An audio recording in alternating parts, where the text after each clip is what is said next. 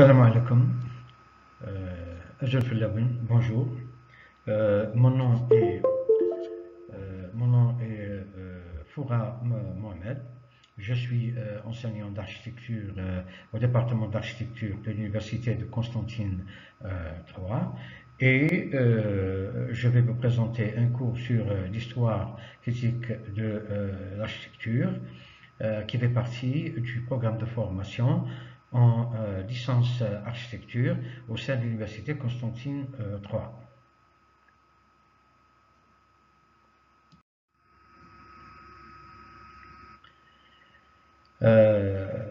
Le thème est sur la préhistoire et le premier refuge.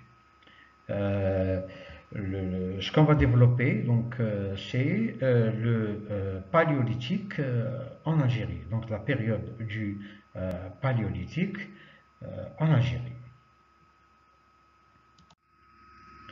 Alors d'abord, je voudrais vous montrer cette carte qui nous montre tous les sites préhistoriques sur le territoire national. Donc ici, ce sont surtout des sites paléolithiques. Comme vous voyez, que ce soit au nord de l'Algérie, dans le Sahara ou au sud du pays, nous avons un grand nombre de sites préhistoriques de la période du paléolithique. Donc, le paléolithique en Afrique. Je dois juste rappeler que la première pierre taillée par l'homme commence par le paléolithique. Le très ancien paléolithique concerne surtout l'Afrique parce que tout simplement l'homme y apparaît vers 3 millions d'années, soit au moins 1 million d'années avant que le paléolithique n'apparaisse en Europe. Le paléolithique, toujours inférieur à l'Algérie, et effectivement, tout le territoire est parsemé. Vous pouvez trouver au nord des grottes, des cavernes, des abris sous roches. Vous pouvez trouver beaucoup de dolmens. Dans la seule région de Guelma, il y en a plus de 3000 et pratiquement dans tout le nord, vous trouvez des dolmens. Ensuite, les cavernes, les grottes du Tassili qui sont un musée à ciel ouvert. Alors, l'Algérie a été habitée par des hominidés descendants de l'homme de Néandertal, donc le paléolithique, les Capsiens, du nom de la ville de Gafsa en Tunisie, qui s'appelait Capsa, qui a été par les Romains, et le Capsien est l'équivalent de l'homme de Cro-Magnon. Et voilà ce qu'on appelle les Ibéro-Mauriciens, mais ça c'est au Néolithique. La préhistoire, en Afrique du Nord, a commencé par la rencontre de deux esprits. Alors, celui de l'individu qui a façonné un outil et exécuté une gravure sur la paroi d'une grotte, et celui de l'homme moderne qui a pu décrypter la pensée des premiers hommes.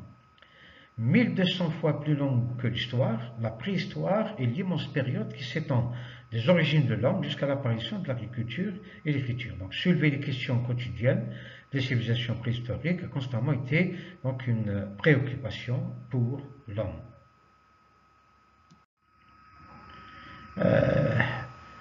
Bien que ne possède pas de preuves écrites, l'homme aspire à connaître sa préhistoire qui commence il y a plus de 3 millions d'années avant notre ère. Alors bien qu'il n'ait pas d'écrit, la préhistoire a laissé d'innombrables objets, vestiges archéologiques les plus divers, dont traces de refuges construits ou naturels, ossements, pierres de taille diverses, silex, os travaillés, poteries, dessins rupestres dans des grottes ou des abris sous roches. Comme nous l'avons montré dans le premier cours, comparé au cycle historique suffisamment documenté à travers les ouvrages écrits, la durée de la préhistoire en Afrique du Nord dure plus de 200 fois la période qui a commencé avec l'apparition de l'écriture, au premier millénaire avant Jésus-Christ, et se poursuivant jusqu'à nos jours. Alors, durant cette époque, qui va connaître certaines variations en fonction du datage fourni par les scientifiques, qui est entre 500 000 et 1 million d'années. Les régions qui forment le territoire national ont toujours été peuplées. L'existence d'une vie humaine en Afrique du Nord est donc incontestable, et ce depuis plus de 3 millions d'années grâce à des ossements hominidés et aussi des outils. Ce sont donc des australopithèques, ancêtres de différents types d'Homo erectus, ancêtres de l'Homo sapiens et ascendants de l'homme actuel. Le paléolithique, toujours le paléolithique inférieur en Algérie, donc en Afrique du Nord, plus notamment en Algérie, les découvertes authentifient l'existence de l'Homo erectus, appelé archanthropien, qui est contemporain des derniers australopithèques.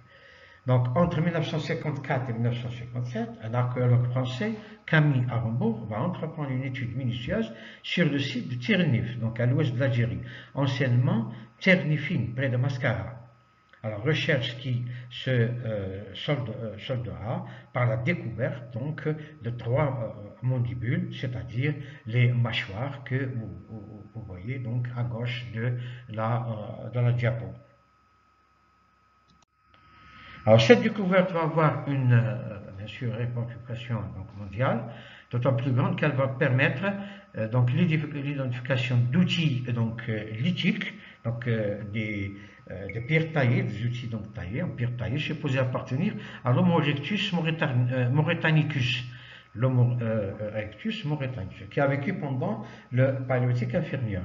Alors, l'outillage lithique découvert, ainsi que les fossiles de Tirnif qu'on vient de voir, 1954, lors des fouilles suivantes, sont de type achelien. Alors, achelien, donc, on fait référence à une région donc, en France qu'on appelle Saint-Achel. Donc, on va expliquer ça dans les prochaines diapositives. Alors, nous sommes en présence d'une des étapes de l'évolution de l'homme les plus reculées de la préhistoire qui a été découverte sur le sol algérien. Dans cette lente transformation de l'homme préhistorique va réaliser l'intérêt de l'invention et de l'usage des outils en tant que prolongement de la main. Le paléolithique inférieur, toujours, inférieur en Algérie. Alors, l'achelien, donc on va expliquer ce que c'est achelien, est une civilisation de la préhistoire. Son nom vient du gisement de Saint-Achel, à Amiens en France, où fut découvert un outillage du paléolithique inférieur dans la pièce caractéristique et le biface, c'est-à-dire que la pièce est polie sur les 2 faces. Cette culture apparaît en France vers moins 700 000, donc 700 000 avant notre ère. Mais en Afrique orientale, l'achelien semble débuter il y a 1 400 000 d'années avant notre ère. Le biface est partout l'outil le plus représentatif auquel sont associées une pièce tranchante et de grande taille, le hachereau et les pièces nombreuses et variées sur petit éclat. La civilisation du biface, œuvre principale de l'Homo erectus, est signalée du nord au sud de l'Afrique et de l'Europe occidentale jusqu'en Chine. Le paléolithique moyen.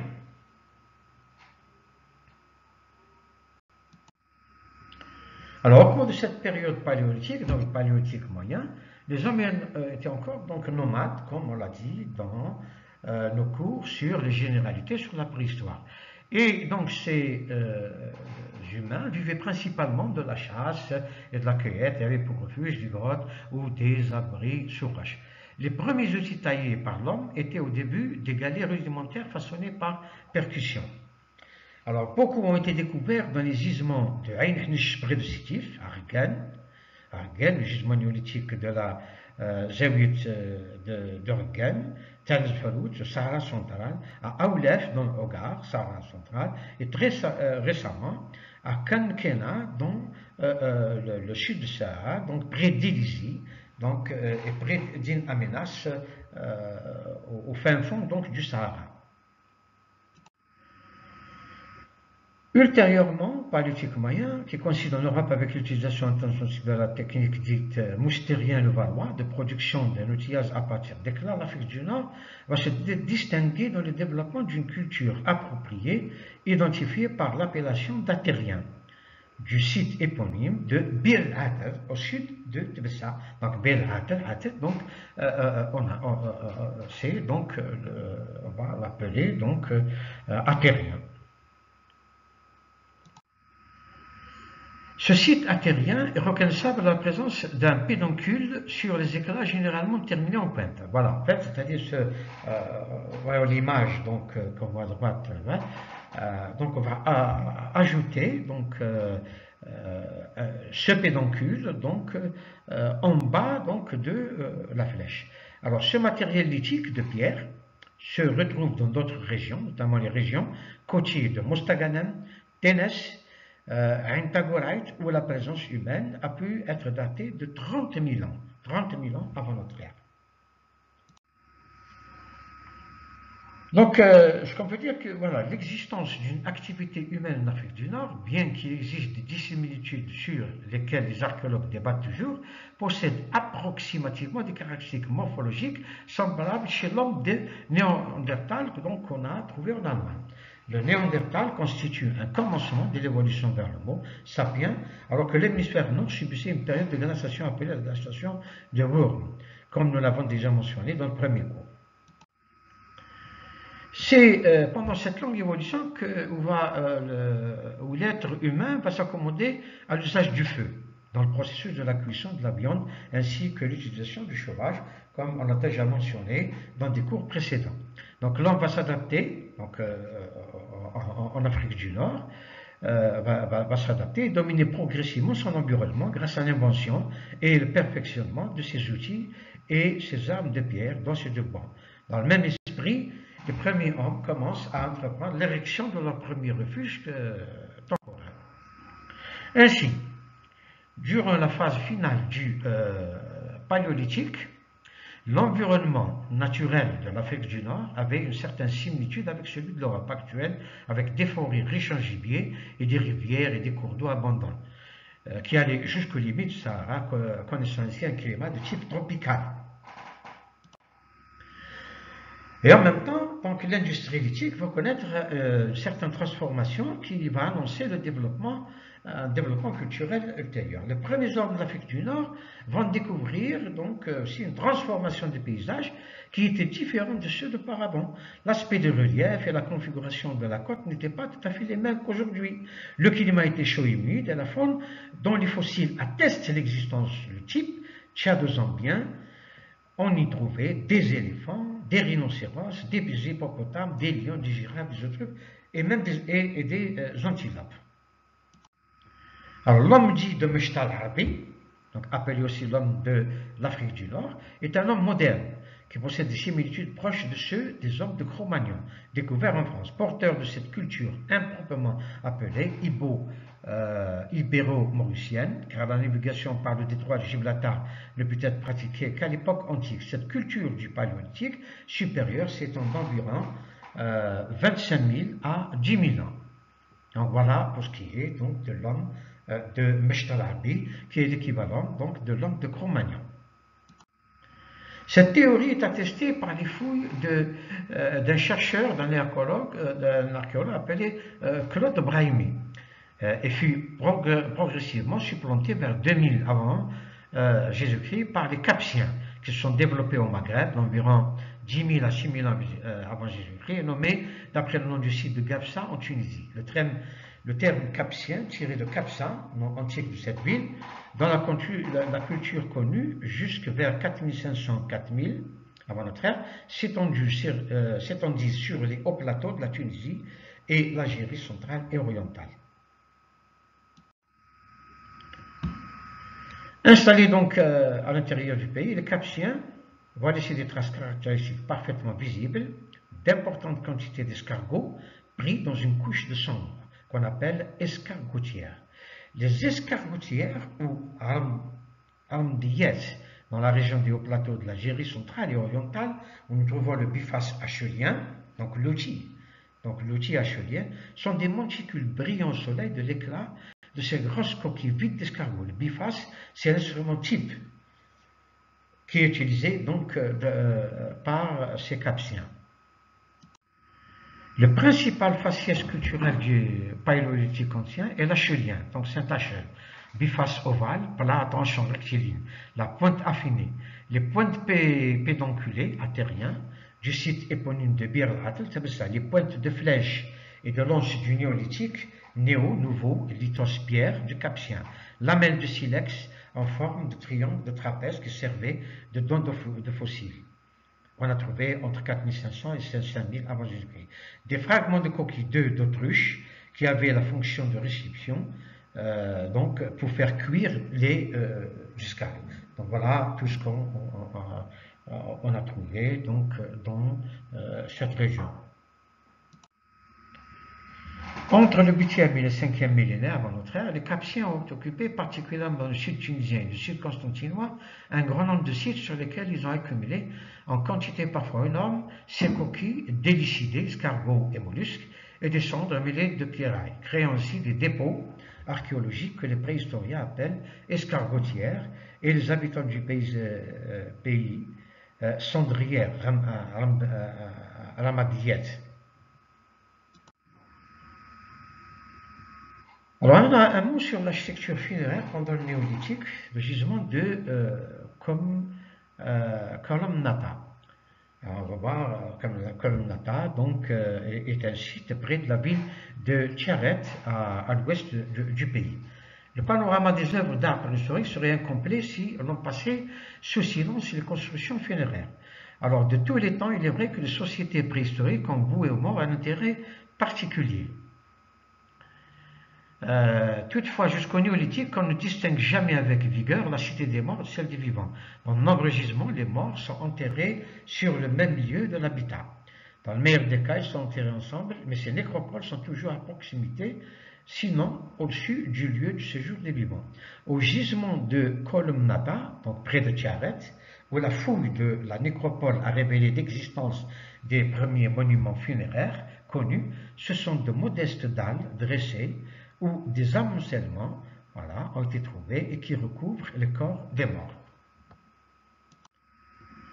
Gisement funéraire pendant le néolithique, le gisement de Kolomnata, toujours encore un mot, voilà, et voilà, c'est pour montrer les éléments qu'on a trouvés. Donc on a trouvé des ossements donc, pour reconstituer donc, un crâne et des outils. Là, ce qu'on voit ici, ce sont donc des outils lithiques qui ont été trouvés donc, sur le site de Kolomnata, près de Tiaret. Alors voilà donc pour ce cours. Donc on a ici donc des références bibliothéques, sur donc le thème. Et donc voilà, merci de votre attention et au prochain cours.